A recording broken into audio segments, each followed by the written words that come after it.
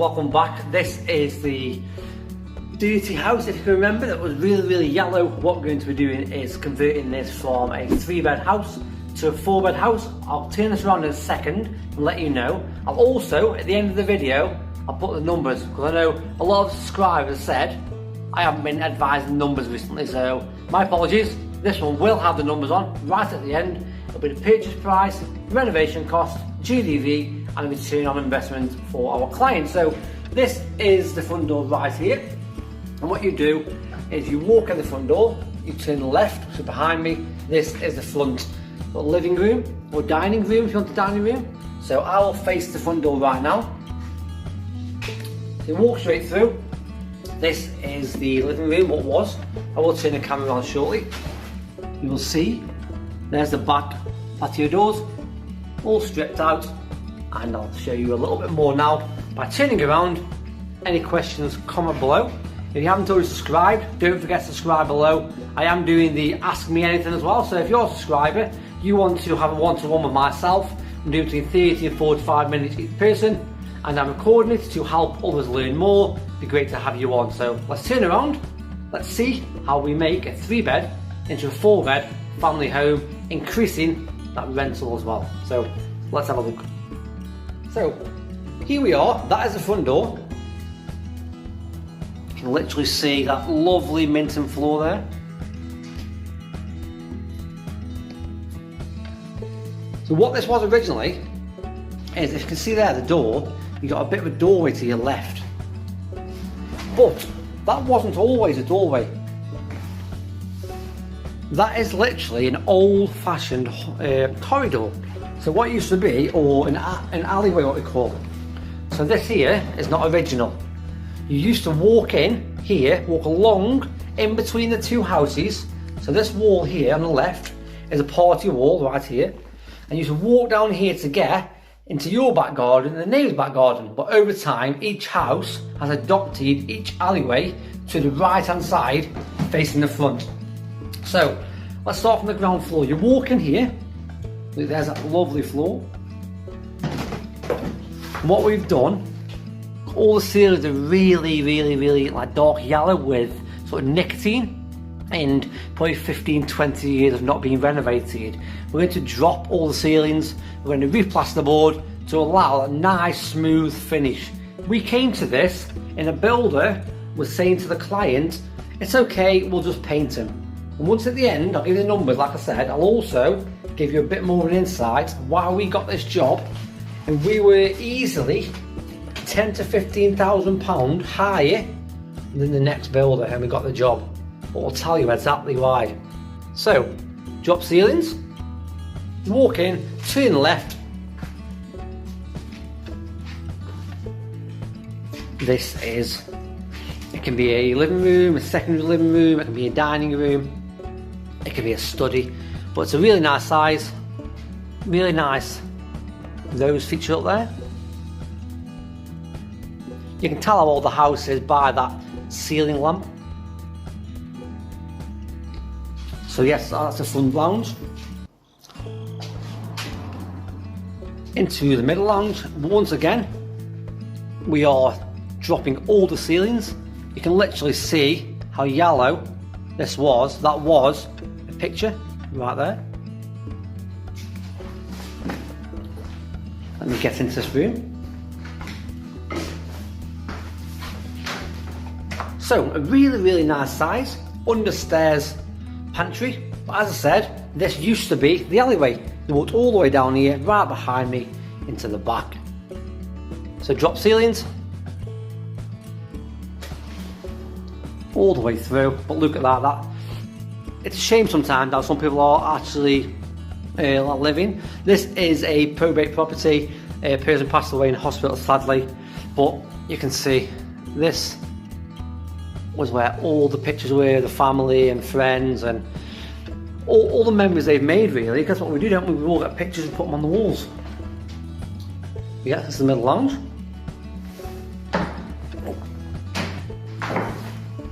This is the kitchen. It's all been ripped out. A few issues here.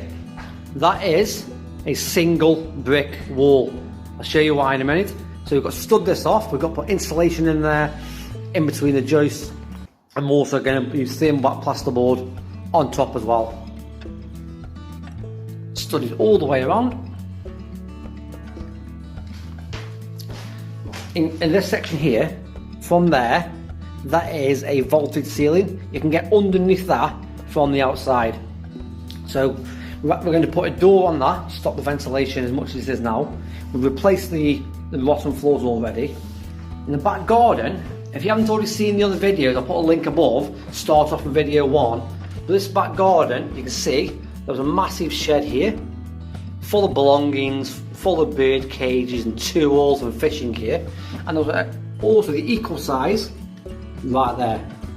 So that was another massive shed. It was full of overgrowth, full of ivy, full of bramble bushes. But yeah, it is what we make it, right? So here we are. This is going to be the kitchen. What we're going to do is put a breakfast bar. So from the end, so roughly here, be a nice big breakfast bar, and we'll have a big U-shaped kitchen. Let me show you from the other side. So breakfast bar here. So the kitchen, let's just say from there, going all the way through there, all around and back to halfway here. So it's going to be absolutely good and amazing. Can't wait to show you the progress. As I said, any questions, any comments, don't forget, comment below.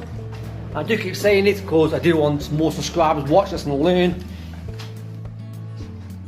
Walk upstairs. Can anyone remember Artex?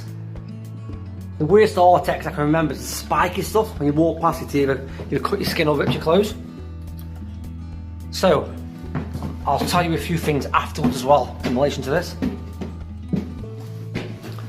So, how are we making this from a 3-bed to a 4-bed? So this was originally the family bathroom. So you can see exactly where it was. There was a leak right there. So the bath was going left to right under the window. There's the soil stack and the sink was next to it. So that's the bathroom. That was bedroom 1. That was bedroom 2. You can see that was a doorway right there. Bedroom 3 was in the loft. So how the hell are we going to get a 4th bedroom in here? Let me turn this camera around in a second to show you more of exactly what we're doing. So you're asking, how are we making this a 3-bed into a 4-bed family home?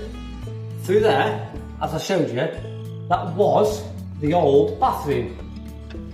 Behind me is party wall for the other bedroom.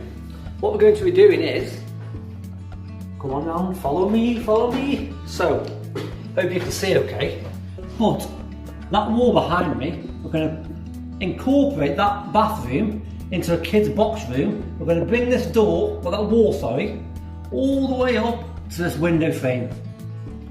That'll give us an 8 square metre kids box room. This room I'm in now, obviously will be shortened because if you imagine this wall behind me here being brought across to here, so you'll have a bit of an L-shaped bedroom here. This will be over 10 square metre room, so we've incorporated one here. We're expanding the bathroom to make the 2nd bedroom. The bedroom through here is bedroom 3, but what we need to do is, follow me, this wall needs to be cut out from the end all the way across to roughly here, because we're fitting the bathroom in the middle of the house. So we'll be taking off roughly to where the door edges here and door casing was. We're going to bring the stud from there all the way across in a nice straight line. Yeah, so I just showed you, we're making the bathroom to 1 bedroom, making it bigger. This one's going to be the 2nd bedroom. The 3rd bedroom is right behind this wall. So come on through.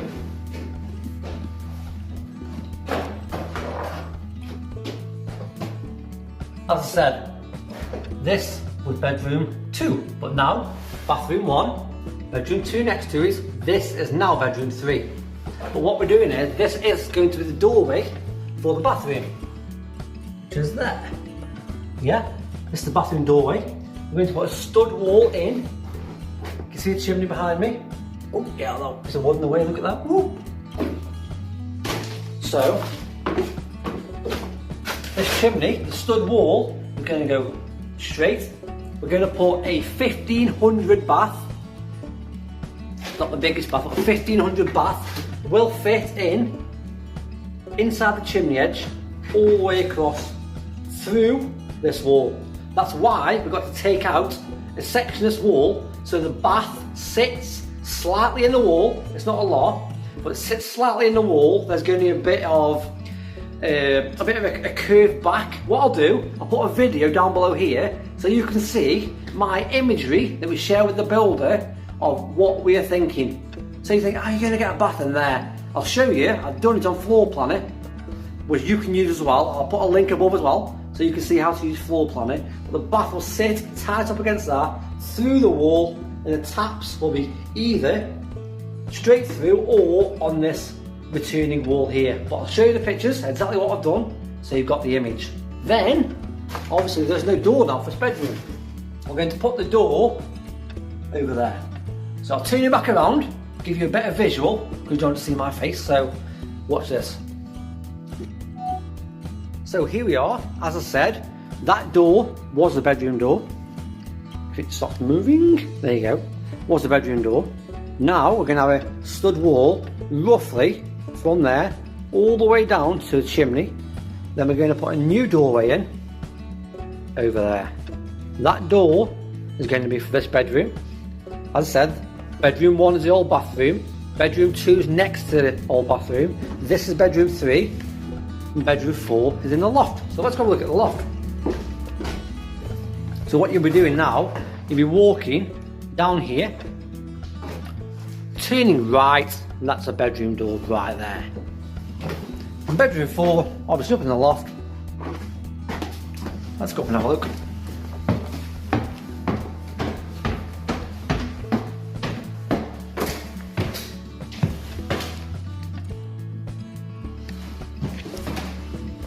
So here we've got to create a little bit of more head height.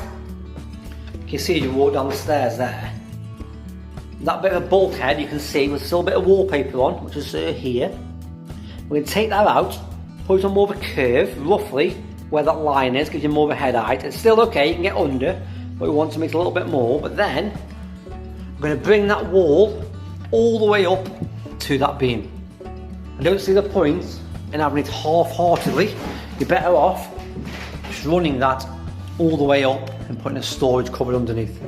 Exactly the same as that half-dwarf wall there. We're going to run that half-dwarf wall all the way up to the roof. We want to make this better, as fireproof as possible, and also a less safety added. Dry mouth, a less safety hazard. So for me, a child leaning over this, and it's not that. You can look. It's not really the best anyway. So this is a loft, bedroom 4. I did say we were doing a 3-bed to a 4-bed, and this is exactly how.